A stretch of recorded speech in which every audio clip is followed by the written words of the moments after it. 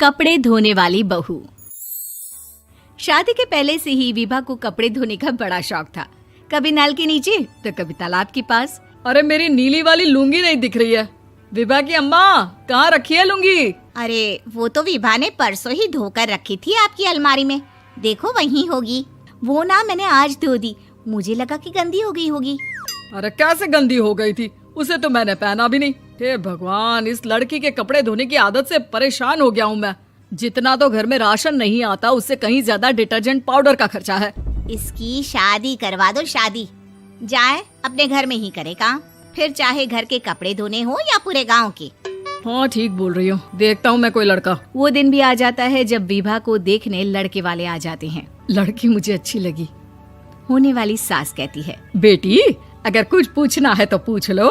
वैसे तो हमारी लड़की बहुत ही शर्मीली है, जो बोल दो वो मान लेती है, इसे क्या पूछना होगा। अरे कैसी बात कर रही हो माँ, मुझे इन लोगों के घर रहना है, सवाल तो कई है। हाँ हाँ बेटा, पूछ लो ना, क्या पूछना है। आप लोगों के घर कपड़े कौन धोता है? सास का मुंह बन जाता है। देखो, अगर तुम ये कहना चाहती हो कि तुम्हें कपड़े धोने नहीं आते तो सुन लो, कपड़े मैं ही धोती हूँ, लेकिन तुम्हारे आ जाने के बाद मैं रुमाल तक नहीं धोऊंगी। अरे चुप रहना भाग्यवान, बहू बेचारी घर आई नहीं, उसे डराना शुरू कर दिया। वो क्या है ना बिटिया, अभी तक तो ये कल्लू की माँ ही धोती थी, लेकिन अब तुम्हारे पापा तो दहेज में वॉशिंग मशीन देंगे ही।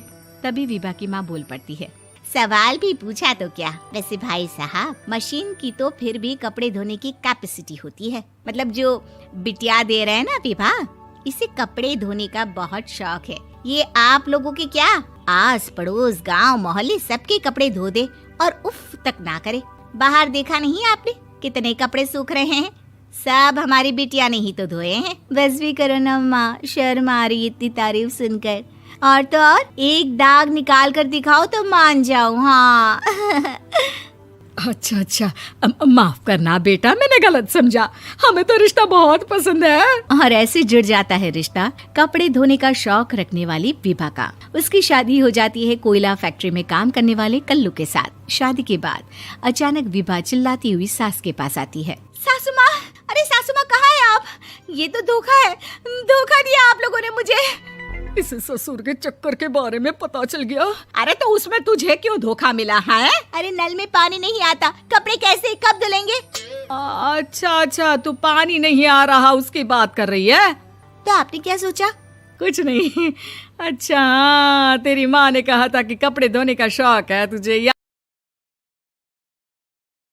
याद आया मुझे। शौक बोलकर कपड़े धोने वाले मेरे जुनून को कम ना आके सासू माँ, कपड़ा धोना मेरा गुरूर है। तभी पति भी वहाँ आ जाता है। अभी मैंने इसे सनी देओल की फिल्म दिखाई है, उसी के डायलॉग मार रही है माँ। अच्छा सुन, साफ साफ बता रही हूँ, पानी सुबह 4 से 6 और शाम को 10 से 12 आता है, समझी? विभा टाइमिंग सुनकर हैरान हो जाती है।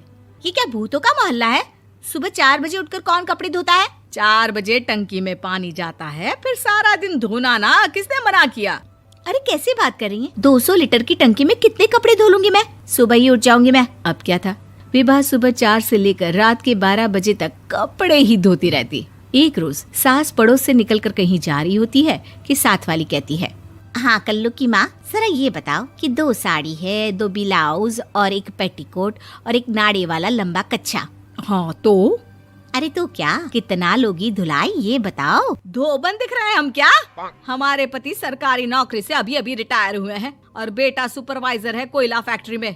धोबन समझ रखा है हमें? हाय रे कल्लू की अम्मा, माफ कर दो, वो तो मोहल्ले में यही सब बता रहे थे कि तुमने बहू को कपड़ा धुलवाने के काम में लगा दिया है। सास को पड़ोसन की बात सुनकर गुस्सा आ जाता है। वो घर पहुंचती है जहां घर के बाहर ही इतने सारे कपड़े सूख रहे होते हैं जितने कि किसी धोबन के घर पर। अरे ओ कल्लू की दुल्हन, बाहर निकल। माँ जी यहीं आ जाओ, बाथरूम में चादर धो रहे हैं हम। अरे अभी हम धोते हैं, तुमको बाहर निकलो। ये आस पड़ोस वाले बोल रहे हैं कि हम बहू से कपड़े धुलवा कर उसे कपड़ा धोने वाली बना दिए हैं।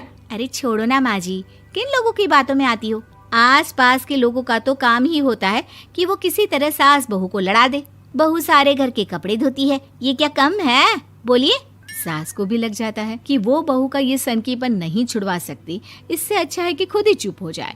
एक रोज सास और बहू मंदिर जाते हैं, जहाँ सास की साड़ी वहाँ खड़ी भीख मांगने वाली से मिलती है। माँ जी क्या बात है, आपकी साड़ी उस भिखारन से कितनी मिल रही है ना? हाँ हाँ देखो तो, दोनों की साड़ी मिल रही है। क्या बात है कल्लू की अम्मा, तुम खुद को तो अफसर की बीवी बताती हो और ऐसी सिंपल सी प्लेन साड़ी पहनकर घूमती हो। सिंपल और प्लेन नहीं है ये साड़ी। तो क्या सोने के धागे से फूल बने हैं?